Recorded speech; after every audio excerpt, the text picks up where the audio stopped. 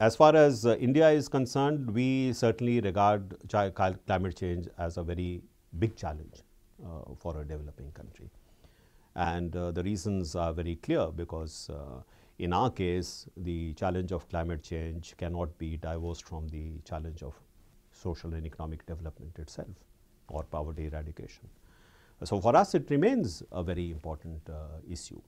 And there is also a sense here that while we will do what we have to do within the limitation of our resources, but at the end of the day, unless there is a global agreement, unless there is a global commitment to taking action on climate change, much of what we do will perhaps not make much difference.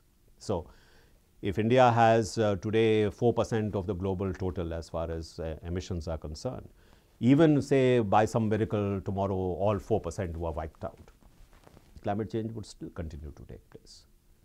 So that is the dilemma here, that there is a externality here which is operating, and externality which is not always appreciated. So we need to have a global agreement, but the prospects, I'm afraid, are not very good at this point of time.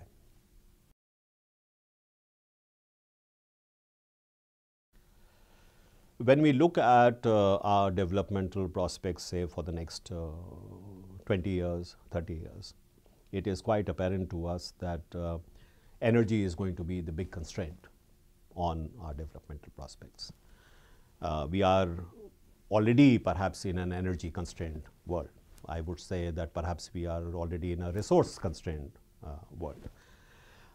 Therefore, if we want to have sustainable development, if we have any prospect of keeping to a rate of 8 to 10% growth in our GDP over the next 20 years, 30 years, there is no doubt that unless we are making a strategic shift in our current reliance on fossil fuels to a strategy of development which is based more on renewable sources of energy, more on clean sources of energy such as nuclear energy, we will not be able to maintain that high rate of growth. So in a sense, there is a certain a parallel track for us. So it is not that what we need to do for climate change is something which is inimical to sustainable development. Problem really is the short term, that there is a transitioning which has to take place, which transitioning is going to be very complex. It is going to be very expensive. How do we bring that about? And that is where global support and a global effort could become very important.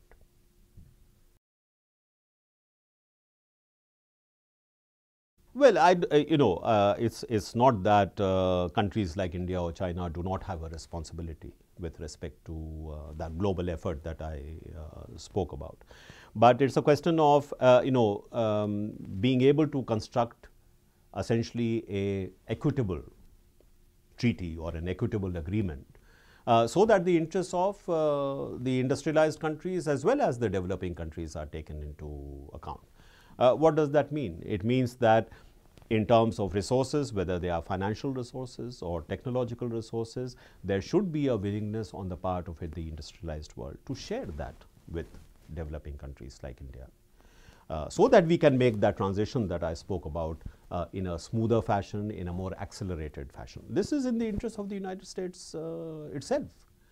But if the expectation is that as far as the industrialized world is concerned, it can continue with its energy intensive pattern of growth, but the developing countries should not follow that same path, that would be very difficult to sell.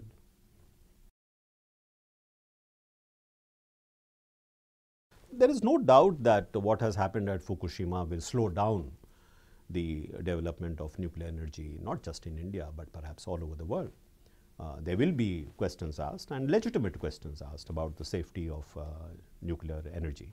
I think some of the measures which are required are already being taken. For example, in India, we have now moved legislation to set up a independent atomic energy regulatory authority.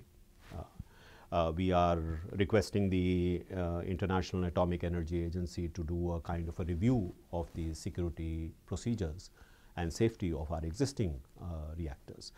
There will be a closer look at the security features of any of the new reactors which we will be buying from whether it is the French or the Americans. So slowing down, yes, but I think it would be fair to say that at least in India, there is no sense that nuclear energy is now no longer an option, that it must be set aside, and we should no longer look at this as being at least part of the answer to the energy challenge that I mentioned.